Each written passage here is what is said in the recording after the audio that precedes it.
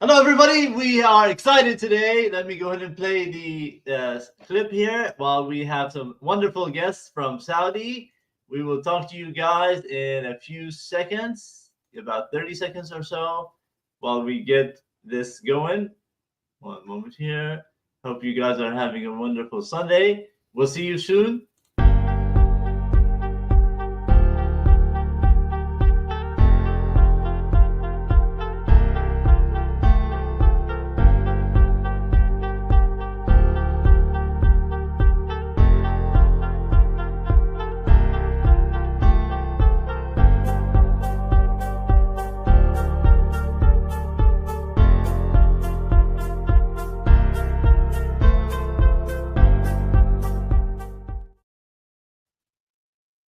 All right, here we go. Today we are excited and we have two wonderful guests that are living right now located in Saudi Arabia. They are both biomedical engineers, Sadiq Maher Bushnak and also Talha Anwar. Both of them are wonderful guests, and just being on this program for the first time, we're going to have a wonderful conversation about AI and this topic that's going on. People are very interested in it. Why don't I go ahead and bring them in one at a time? Let me go ahead and start with our friend Sadiq Mushnak. Bring in here. Welcome. Hello, my friend. Thank you for being on the Hello. program all the Thanks a way lot. down My there. pleasure. Thank you so much for being here. And let me go ahead and bring your colleague as well. His name is Talha. Thank you for being on the program, Talha. Hello, Assalamu alaikum everyone. Thank you so much, Omar, for hosting this incredible session. Awesome. Appreciate you, both of you guys. Awesome. So, first of all, let's just start off with biomedical engineering and why did you guys choose to study that? And then we'll get into the topic of AI. Okay. We can start with Sadiq. Why medical engineering for you? Actually, I was interested to have something in between the medicine and the engineering, which can have both of them in the same time. So I find myself the best fit in the biomedical engineering, having the technical part in addition to the human body physiology, how the body organs work, how you can translate it to the machines. The medical in brief. We have like let's say the main categories: the therapeutic, which is solving a problem in the human body, or the let's say diagnosis like imaging and lab tests, so it will only take readings, signals. So for me it was the best like interesting field. Amazing, amazing. And what about you, Talha? Would you about to say the same thing? Um, because yeah, Yeah, biology is important and big now, right? It's coming in. So go ahead. Sorry. yeah, yeah. So actually, thank you so much for this incredible session. So actually, from my childhood, I was like very passionate about working in electronics. Okay, so I just opened my toys and just check the motors and lights and these things. So once I start my career in university, so I found that we have two options like electronics and electronics engineering and biomedical. So what I feel like biomedical is more interesting. It relate to your human body with the like medical devices. So I found like it's more interesting, and at that time, like 10, 12 years before, there was a boom in this field, and there is a lot of demand. Even till now, the biomedical engineering is a lot in the demand.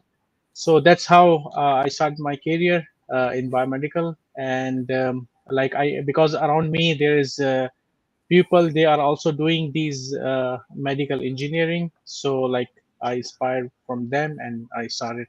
So that's how I started this field. Amazing, amazing. That's awesome. So thank you guys, both of you, for giving us an introduction on that. And we have 5 people already viewing. If you guys want to comment on the program, you can comment, and we can put your comments on here. Awesome. So now this is a big topic, right? AI right now in engineering. So tell us a little bit about. Let's start with Talha. Your background in AI, and how is biomedical engineering related to AI? What would you say? Yeah, so actually, I just recently completed my master's in artificial intelligence and machine learning. So, and where my research focus on developing the framework for chest X-ray images. So what I did, what my thesis was around, it's like I have some chest X-ray images, the data set for the chest X-ray, and we can predict like if the patient have the normal chest X-ray or it has abnormal. So the AI, as you know, like AI involved in all around in the field, either it's engineering or in the doctor field. So it's like especially in our biomedical. So it's really with the high demand right now.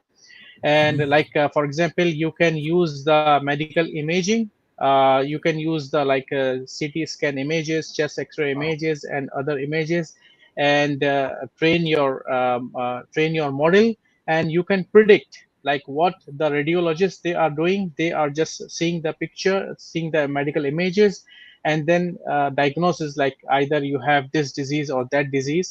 So now these kind of stuff are doing the AI with more accuracy, with more intelligently. So AI these days are really in high demand, especially in the healthcare sector. Amazing, amazing. Before I get to Sadiq, I just want to say hello to a good friend, Kinga. Hello to her. Very nice. I believe she's from Hungary, but she's living in the States. Thank you so much for joining us. Very nice lady.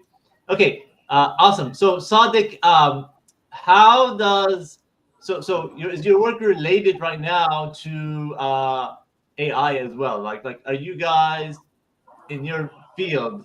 Are you using AI more and more compared to Yeah, the? yeah. Actually, AI in general, it's like the trend nowadays. It's saving you the time, the efforts, and as my colleague Talha mentioned, for the prediction, so it can even saves life. Yani not only efforts and time. So when you and the time, especially in the medical field, like in the operations and the diagnosis, especially for the late stages, like maybe hours or minutes even can have a big effect in the therapy journey. And in the normal routine scenarios, it can save a lot of time and efforts, and in the private sectors also cost, like hiring less employees. Maybe you can end the market also by having faster responses, as you see now. For example, the Chat GPT and these apps. It's shortcut for any topic, anything. So yes, the AI is like, you remember when we are small kids, we are enjoying playing chess on computer, and how is the computer can think. So that was the beginning, like dealing with a machine. Like let's say if it's a human or semi-human, when you make the machine think, this is the interesting part in the AI. Like like Siri, you can talk with Siri when you are bored. He can make your time. Amazing. Yeah, no, absolutely. I like that because it does help people get more easier for their life, right? It makes their life easier in terms of that. But also, you depend on the machines more, right? But it's also good. Awesome. Your thoughts, Talha, on that. Before you do that, though, I just want to say hello to a good friend of mine. He's in India. I'm John, who was on this show before and was on another show as well. Very good guy. Go ahead, Talha. Your thoughts on what Sadiq was saying. Yeah, so absolutely, Sadiq is saying correctly all things. So the thing is like, what he gave the example of chess. So at that time, like it was the beginning. Yes, it was the beginning, and there on that game and on the chess game, there is some already preloaded instructions was there. Like for example, if a person A is moving this kind of this kind of move, then what computer will do it. But now the advancement is like this, that now it can calculate, it will think like a human. okay, and it think like a human, and then it can predict like, okay, maybe it can move this much, so I can move this much, or okay, if the person A will move that like horse move towards the this end, so what I will do. So right now what AI is doing is I thinking by itself, and this is now that's how we have the LLMs like ChatGPT and Gemini. So that's how like AI is evolving, and especially in every field, like you can say, like even in the doctor side, or in engineering side, or even in the different disciplines of engineering. So right now, usually the people are saying that if you these days, if a doctor who knows AI, okay, he will replace, because people have fear that okay, AI will replace our jobs, okay. Yeah. So if a doctor who knows AI, he will replace the job of the doctor who don't know the AI. So Oh, wow. AI itself is not doing anything. So the person who have the skills and knowledge of AI, he will surely replace you. Yeah, that's right. I hear a lot of fear in that also in America in terms of in the next 10 years, 50,000 jobs will not be here no longer because of AI. So interesting thought. For that, maybe is this a relative of yours? But Osama is asking how to leverage AI in companies, as there is a lots of privacy issues and business owners are concerned about it. Yeah, who wants to address this Yeah, question? yeah. So yes, there is a lot of concerns of the privacy issues for the AI. So that's why, like so that's why, like you see, there is a lot of application. It's on the go right now. It's not it's on the production, but not they didn't commercialize it. Even like in the healthcare, you see, because due to these privacy issues and security issues, still there is a lot of things are there in the laptops, okay, the people laptops, the engineers, the AI engineers already design and done many things, but still they didn't deploy it or didn't commercialize it because of these privacy issues and security issues. So yes, the engineers and the teams and the owners, they are working on it, and hopefully we have some global privacy and policy, so that we can deploy our AI in the healthcare sector or in any sector. Amazing, amazing. Sadiq, what challenges have you seen in AI while you were trying to use it lately compared to before? I know in the beginning there's a lot of issues with it. Have you seen any improvement or any issues that you have dealt with AI? Yeah. By time it's becoming a common thing. Even like for us, let's say biomedical engineers, even the doctors, the nurses, the pharmacists, like they have now, they can accept the background, the idea. Not like, let's say, 10 or 15 years ago, when you mentioned that this machine is connected to Wi-Fi, it's transferring data, you are like totally talking in something away from their side. But now how it's connecting all the different scopes together, it's very nice and interesting. Like I am dealing with infusion pumps. So we need to speak with the pharmacists for the medication, nurses, which they apply the medication to the patients, and the administration part in the hospital, including the IT and the engineering sectors. So how it's connecting all these groups together, it's really interesting, and you can sharing the expertise between these different scopes and the experience, building up scenarios by time, like what you are facing one hospital or another region. Or some of our customers, they are really concerned a lot, as our friend here asked about the privacy issues for like the National Guard hospitals or the security forces. They have some special cases though. The cyber security, this term is very important, and the machines need to comply with this one. If you are not complying, you are out of the market immediately. So it's like going in parallel, let's say, the AI and the requirements of these special customers. This is, and again, another factor to compete. Like before, okay, I am faster, I am cheaper, I am now I am more secured. So it's a factor to compete also. Okay, perfect. Awesome, awesome. Thank you for that. Talha, what have you? How are you incorporating right now AI for what you're doing in your? Tell us a little bit about what you're actually doing right now and how you're incorporating AI with your company. Yeah, so actually right now, I don't actually, I'm a biomedical engineer, so I'm just doing my own projects. Like right now, what I'm working on the prediction of machine failure. So as Sadiq know about, we have like a 6 months maintenance, 6 months maintenance. It's called PPM, periodic maintenance, okay, of the machines. So what happened? Like in actually, I drive this whole concept from what I studied. It's for the Boeing 77, the engine of the Boeing 77. So what they did, um, they predict before it's failing, like they predict this engine before engine failing on the air. Okay, so that's how we can use I'm trying to use this concept same in our machine, that we will know before when our machine is going to defect, and when it's Like going triggers, to you have fail. some So in this triggers, right, or yeah. exactly, like we have some sensors in our machine.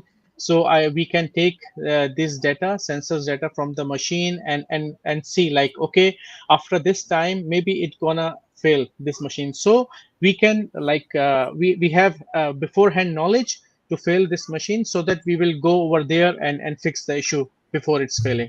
So this is like somehow it's like a new concept, and still like people, so many people are working on it, but still I feel it's not in the market right now. So right now I'm working on it, and I hope like I can bring something for the hospitals, for the patients. Amazing, amazing. That's the thing. Where do you guys see the future of AI going from where it is now to where it's going to be? Let's go with Sadiq on this one. Where do you see the future? What do you think?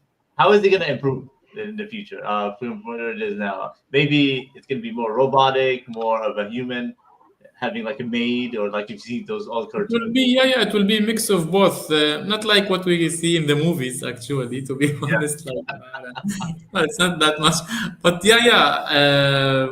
More or less, it will have a big role in everywhere in all life aspects, because like machine is a machine. Like it can work 24/7. No emotions, no getting old, no that much cost. But on the other hand, it will still a machine. يعني it will never be above the human. If, as our friend Talha mentioned, the human is updated with the AI, he will always take the lead, and the machine will follow. So yeah, it will have a big role up to a limit, and it will change the way of how we look to life and how things react, the time, the response. But still, it will never be a human. Like, You're right, absolutely. I mean, the feelings of a human, humans have feelings and all that. Here's another thing that we started here called something called Waymo, which is basically a driverless car. You see these in the streets here in Arizona, in Phoenix, where the car is actually driving. And so one Yes. time, the other day, I was crossing the street, right? The car stopped. I looked at it. Nobody's in it. It's a driverless car, yeah, and yeah, the wheel wasn't turning by itself. And I was kind of automatically. walking past, kind of worried something would happen. The second we all moved away from the street to the sidewalk, the car moves slowly and it moves over to the other side automatically. Do you guys have driverless cars in Saudi? No, And the cars not yet, but we have the train, like the self-operating train and the metros. Yes, we have this, but cars Yeah. still, I didn't see myself. I not yet. not yet, not yet. I have a friend who Yeah, says so these cars, somebody told me they're more yeah, safer than. Go ahead. yeah. So the thing is like as Sadiq said, that we don't have like this car, but soon we have this because all countries are working on it. and already in USA and Canada we have already the driverless cars. So again, like before it was like still they have these models, they are working on it. It's less predictive now, it's more accurate, the accuracy is high. Okay, and as you said, like it stops. Okay, so these are all, again, like all these are sensors which are taking the data and give the feedback and give the automation to the car, like okay, when to stop, when to start. So yes, it's a future. And as you asked before, like what is the AI future? So what I believe, like as Sadiq said, that it's not like a movies, but what I feel it's like a movies, like all over the places. It's a robots, okay, and so yes, it's gonna happen. And so most of the things are automated, and most of the things have AI built in, and so that you have like even if you are in the kitchen, you have the robots are doing your preparation of the meal. They are doing the laundry work for you, and they are driving cars for you. And yes, the thinking part is still, I believe, like thinking part is still, it's for the human, and human can think and the machine will do the work. Yes. And the emotions also, it's very important. Like we cannot neglect the important part in the human, which is emotions. Like Yeah, whatever the machine is smart, and as our friend Talha mentioned, yeah, it will make our life easier, smoother, maybe cheaper even. But you will never enjoy full time with a robot or machine. You need the human, and exactly. you You're react right. with the Good human, point. like our smiles, for example. Maybe Yeah, now we can make a jokes, we are laugh. So for the robot, it will say like it will take milliseconds. Then ha ha ha. It's yeah, not like exactly, from exactly. That kind of reminds me, about 10 years ago, they had a yeah. quiz show where the robot was winning with the humans. They were competing with the humans, right? The Uh-huh. robot won, but you're right. There was no emotions in the robot, where we do Yeah. have that emotion, the smile, the laughs, the cry, and that's what makes us different, you know. With that, I just want to say, Kinga is saying, I wish you more topics about this. That's awesome. But we do have a question as well here, right? How accurate predictions can a model give with so much uh, diversion, I think, in age, living conditions? Talha, how about this question? Yeah, yeah. So yes, so what is saying that Tulsaf is saying that how accurate prediction can model give with so much diversification in age, living conditions. So again, like the prediction, the model prediction is all depend on the data. Okay, so what you feed the data in it. So that's how they are saying that if your data is good, it's clean, you have a good model and good prediction. If you have a bad data and it's not clean, so you have again like you have the bad model and bad predictions. So this is what they are saying, that garbage in and garbage out. Okay, so all Yeah, these models and predictions and automation are mainly depend on the data. So what data you have and how huge data you have. If you have like because like the self-driving cars, I was like reading, so they use like millions of rows in the data. Like we have one row in Excel file, right? So like this, we have millions of rows in the Excel file, and they use these data, the census data, and then they give you the prediction. So yes, these accuracy depends for the model to predict. It's depend mainly on the data. So if you have a good data and it's clean, so you have wonderful predictions. amazing, amazing. Let me get to another real question before I get to Sadiq. Good friend David Henderson, who's in Michigan, USA. Humans think and have emotions. AI machines do the work. Thanks for the clarity. Exactly. So yeah, you guys mentioned that as well. So thank you, David. Your thoughts on that, Sadiq? Probably Yeah. another 5 minutes or so. We're almost gonna end this stream. Sadiq, your thoughts? Yeah, totally agree. Totally correct. Yes, like the robots are there to serve, to save the time, save the money, but never they can replace a human. to the maximum limit. They can be up to a limit, but still you need having the controller, the master, the maestro who plays the piece of art of music very nicely. You have this emotions, these feelings. I don't, because this is something makes the humans special. Like even what can make the humans difference than the animals. Like up to a limit, they are mostly same, but there is this very small difference you can distinguish.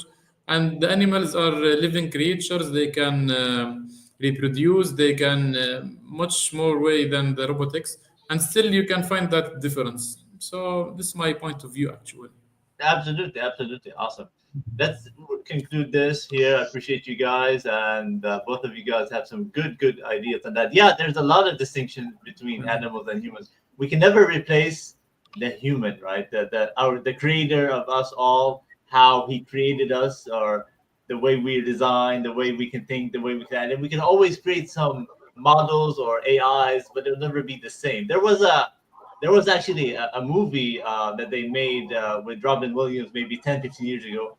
He started as a robot, right? It was called Bicentennial Man. He's a robot, and then at the end of like 5, 6 years, he became actually a human. He had flesh and everything. So in the beginning, he was a robot. He was walking around. He was that gray color as a robot, everything like that. By the end of the movie, he became a human, which is the actor himself was actually him. But then you can't tell the difference between what that was. But the end of the movie, people thought he was actually a real person, but he was actually the robot himself. He started somehow getting emotional and all that, which is probably almost impossible for that to happen. But it was an interesting concept to the movie, how they got the idea. So And Omar, that's also what makes some people suffer from their jobs, or the what we call like job burning or job burnout. That they assume to work like a robot or a machine. This never can be done. You are a human. You are not a robot. You are not a machine. So they have the a saying. managers who Yeah. expect people, So yeah. They have a saying called "work yourself to death." Yeah. Go ahead. so as you're right, absolutely, Sadiq. So yeah. So what I'm saying that we can overcome the AI and we can overcome the robots only by learning the AI. So what I want and what I feel like, we should all we should learn AI at least like on a basic level, so that like AI didn't fool us. We'll fool the AI, but they didn't fool us. Okay. Yeah, yeah. So that's my advice to everyone. Learn AI like basic, start from the basic, and slowly, like gradually, you will know like how the world is going, and how they are, because now, like with the AI, people are making some application, they can fool you as well. Okay, and we Yeah, think yeah, like yeah. it's a magic, but behind it's AI and all sciences. So that's how like you can overcome these issues by learning the Yeah, it's AI. very nice conclusion. Actually, the nice thing, if you notice also, the IT people are having important roles and positions in the companies and in the administration, because their way of thinking, the way how they look to things, it's like programmed problem solving. You are having a shortcut, maybe shorter way, cheap. So turning around, so this is what makes the IT people jumping to that positions, because it's changing your mindset or how you look to things. They are just looking to anything as problem to be solved. So Yeah, yeah. Amazing, amazing. I would exactly. just want to also say a shout out to Courageous Conversations. This is Miss Majid, a good friend of mine. She was actually my substitute teacher 30 years ago back in Arkansas State. So she's joining us. She's right now in Georgia. She does also a lot of education and into that. She really wanted to join us, and I do want to have her question. Why, before we leave, why should AI exist? So this would be a good closing question to end it with. And go ahead, Talha. Start with you. Yeah. So why should AI exist? So it's actually like because the revolutions like human, they want to make things automation from the beginning. So like how wheel invented, so it was a revolution, okay, at that time. So when wheel was invented, so most of the task of the human will be was automated at that time, okay.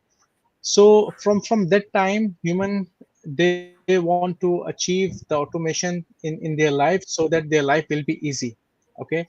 So that's how, so what I feel like, this is the one time when there was a revolution, when the wheel was invented. And now when these LLMs like ChatGPT and Gemini was developed recently, so this is the second revolution, what I feel. So AI should exist and always be exist, okay. And the thing is like, what I feel again, to we need to learn, we need to see the like the future.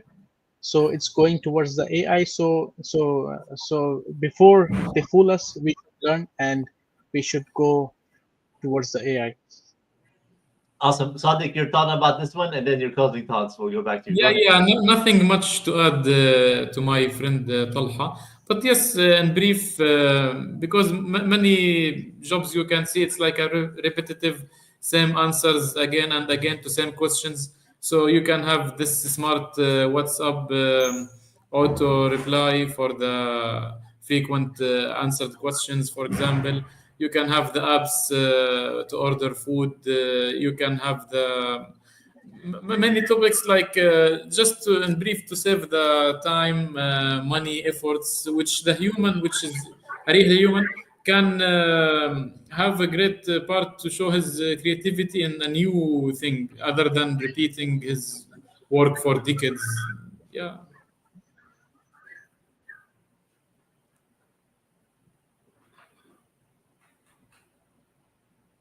yes, that's what I believe actually.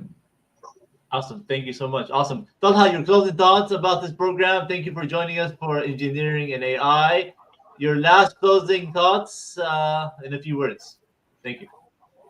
Yes. So again, like, learn AI, especially for those who are from the non-technical background. Okay, they can learn AI slowly and gradually. There is a lot of stuff on the YouTube and on the other courses, so you can learn from the basic. Start gradually, and you will see like at the end you will know many more things about the AI. Perfect. Awesome. Awesome. And Sadiq? Yeah, I'm very happy to be here in this nice show. And yes, actually, AI is open for all. It's not like you need to have a engineering background or IT background. It's just a mindset and way of thinking and problem solving. So it's open for all. As Mr. Talha said, you can start from the basics, the beginning, up to the limit which you need or you are interested. Maybe you can go advance, make your own program, make your own. So it's more like a way of problem solving and saving time. Awesome. Awesome. Appreciate that here. Thank you guys. I'm going to put you in the breakout room Thank and we do closing thoughts and then I'll talk to you guys back. So just stay in the back room while I end the show here. All right. Thank you guys. Yeah. Appreciate you guys Thank you. Thank you so much, Omar. Sadiq and Talha from Saudi about Yes. biomedical engineers. I'll bring you back in a second. We'll put you in the Thank you. breakout room. Thank you. One moment here. And that was Sadiq and also Talha from the Saudi Arabia. Wonderful people. And I'm glad they were able to give us insight on that and the audience who were here. Without the audience, this show isn't as the same without it. Thank you for your thoughts and your conversations. To Kinga, Miss Majid, uh, Henderson, and the other people who are also in the program as well. We're going to comment on those. We'll have more shows. Hope you guys have a wonderful end of this year. While we 2025 will bring new shows and other events. My book that I'm writing about the 10 inspirational people in my 40 years, that's going to come out. And I appreciate you guys. Have a wonderful day. Take care of yourself. May God bless everybody. And we'll see you all on another episode. Bye bye.